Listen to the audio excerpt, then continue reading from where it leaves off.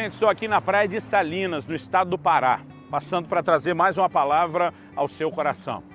Nossa conversa hoje está em cima da declaração de Paulo aos Efésios, quando ele diz: por essa causa me coloco de joelhos diante do Pai, de quem toda a família toma o nome tanto no céu como sobre a terra. Diante disso, nós temos uma afirmação bíblica que Deus é Pai, que Ele tem filhos, que sua família está tanto no céu como sobre a terra.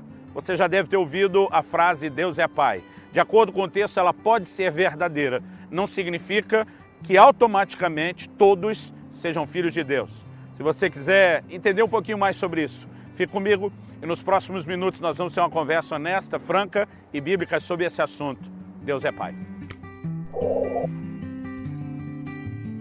A primeira coisa que temos que destacar quando reconhecemos a possibilidade de ter Deus como Pai é que isso de fato existe. O apóstolo Paulo diz no texto de Efésios que mencionamos que Ele é o Pai de quem toda a família toma o nome. No entanto, a pergunta é: todos necessariamente são filhos de Deus? E a resposta que a própria palavra de Deus dá para isso é não. Nem todos são filhos de Deus, embora todos possam vir a ser, possam se tornar filhos de Deus. No Evangelho de João, no capítulo 1, dos versículos 11 e 12, a Bíblia falando de Jesus diz: veio para o que era seu, mas os seus, falando do seu povo, não o receberam. No entanto, no verso 12, a Bíblia diz: mas a todos quantos o receberam, deu-lhes o direito de serem feitos seus filhos. Isso significa que nem todos são filhos de Deus. Eles podem ser feitos, eles podem tornar-se filhos de Deus. Agora, ser feito filho de Deus ou não tem a ver com o fato de receber ou não a pessoa do Senhor Jesus. A Bíblia diz que Deus amou o mundo de tal maneira que deu seu Filho unigênito. Quando Deus enviou Jesus, Jesus era o Filho único. Isso significa que não havia outros filhos. Mas através de Jesus, aquele que entra como Filho único, nós podemos nos tornar filhos de Deus. A Bíblia diz que Jesus veio a fim de se tornar o primogênito de muitos irmãos, o primeiro de muitos outros filhos. A boa notícia é que sim, em Cristo Jesus, crendo na obra de Jesus na cruz, invocando o seu nome, nós podemos nos tornar filhos de Deus. Mas precisamos entender o que é de fato tornar-se filho de Deus. Não é apenas o privilégio de sermos agregados a uma família. A coisa é muito maior e mais profunda do que isso. A primeira verdade que nós temos que destacar quando reconhecemos Deus como Pai e nós como seus filhos é que o filho reproduz a natureza do pai. O pai transmite o seu DNA ao filho. E isso é o que nós precisamos entender em Deus. A experiência do novo nascimento, da qual Jesus diz: importa-vos nascer de novo. Jesus disse: se alguém não nascer de novo, não pode ver, não pode entrar no reino de Deus. É porque a única coisa que nos coloca dentro do reino e no relacionamento com o Pai é a experiência do novo nascimento, é a regeneração. A palavra de Deus diz, na epístola de Pedro, que nós fomos regenerados pela semente incorruptível da palavra de Deus. Quando a palavra é pregada e é acolhida no nosso coração, ela tem o poder de entrar e gerar de novo a cada um de nós, transmitir a natureza de Deus. Na segunda epístola de Pedro, no capítulo 1 e no versículo 4, a Bíblia diz que nós temos nos tornado participantes da natureza divina. É por isso que nós lemos lá em Efésios 5:1, que nós temos que nos tornar imitadores de Deus como filhos amados. A Bíblia está falando sobre perdoar como Deus em Cristo nos perdoou. E a Bíblia está dizendo que é essa natureza, esse comportamento de Deus que nós como filhos devemos reproduzir. O Senhor Jesus falou a respeito de pagar o mal com o bem e Ele diz: assim vocês serão filhos do vosso Pai Celeste. Em outras palavras, Ele está dizendo: quando você reproduz a natureza, as características do seu Pai, isso é o que comprova a sua filiação. Manifestar a natureza do Pai é o primeiro item que nós podemos destacar a respeito de um filho.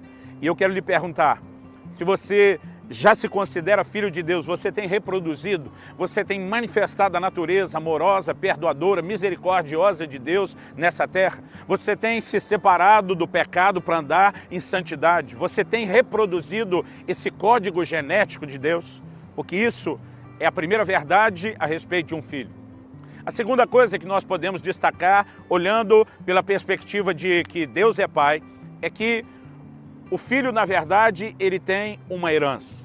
Há uma herança que todo pai transmite ao filho. O livro de Provérbios diz que o homem de bem deixa uma herança para os seus filhos e os filhos dos seus filhos. E quando falamos de uma herança, nós precisamos entender em Deus que não estamos falando de uma herança meramente natural. Quando reconhecemos o nosso lugar e a nossa posição nele como herdeiros, nós precisamos entender isso na perspectiva espiritual.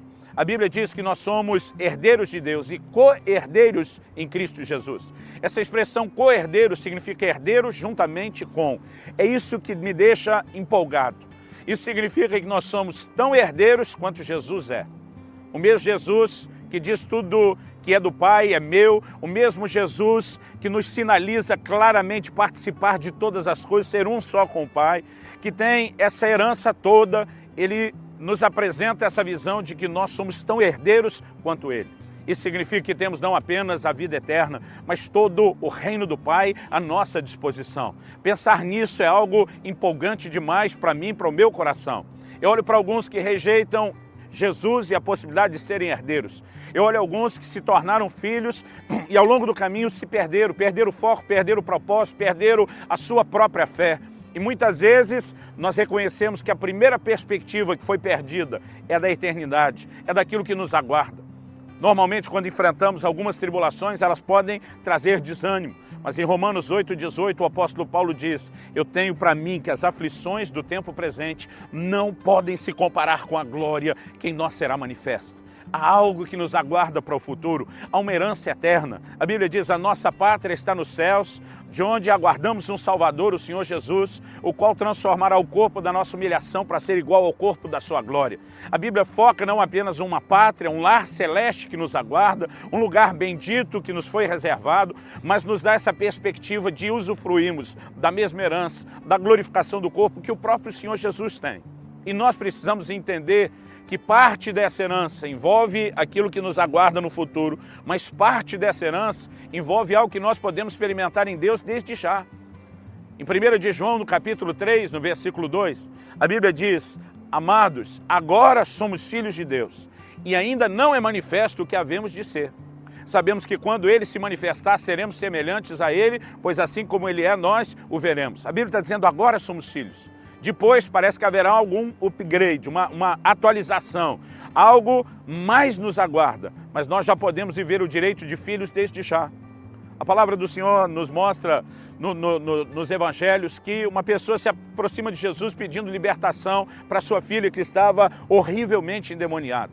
Jesus olha para aquela mulher e, se referindo ao fato de que os judeus tinham uma aliança com ele e os gentios ainda não tinham sido incluídos, ele diz para ela: olha, não é lícito tirar o pão dos filhos e dá-lo aos cachorrinhos. Basicamente, Jesus estava dizendo: os judeus, por meio da aliança de Abraão, são os filhos, são aqueles que têm direito de sentar à mesa e comer o pão.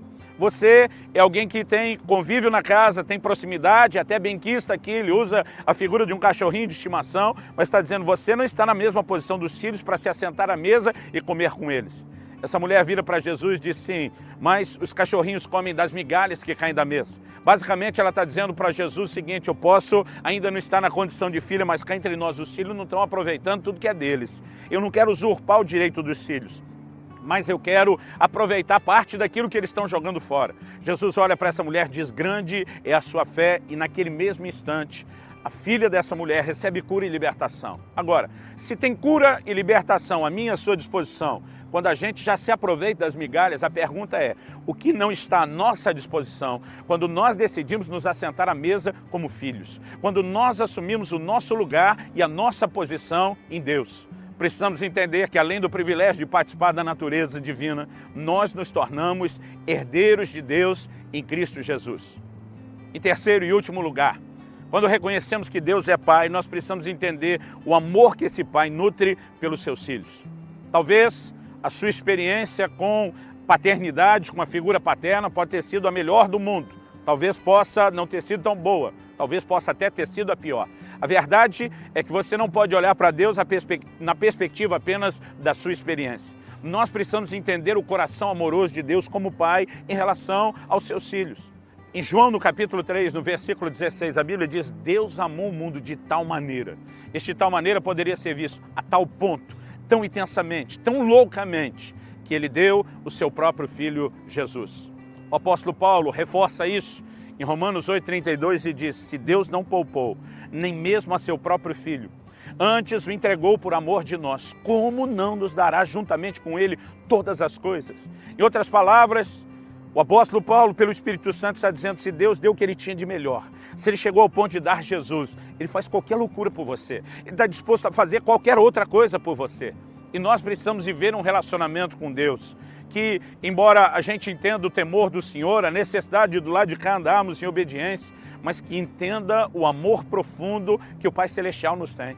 O livro de Hebreus diz que pelo sangue de Jesus, nós temos livre acesso, nós podemos entrar com ousadia na presença de Deus. Quando oramos, não precisamos nos posicionar quase como se fosse mendigos estendendo um chapéu para Deus. Nós precisamos entender o direito dos filhos, não apenas de participar da sua natureza, não apenas de ter a sua herança, mas de ter o seu amor.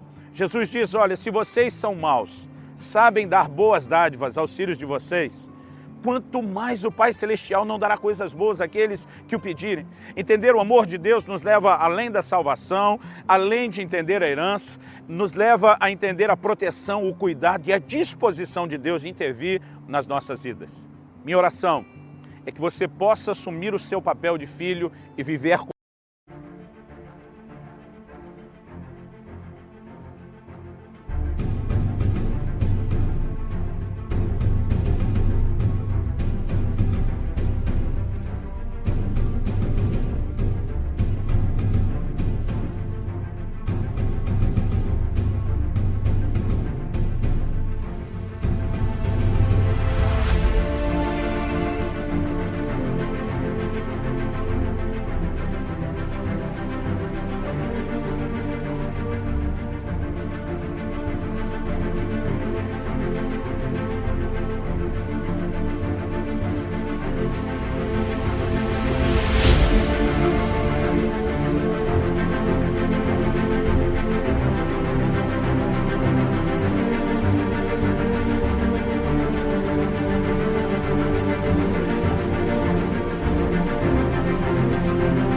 tal diante de Deus.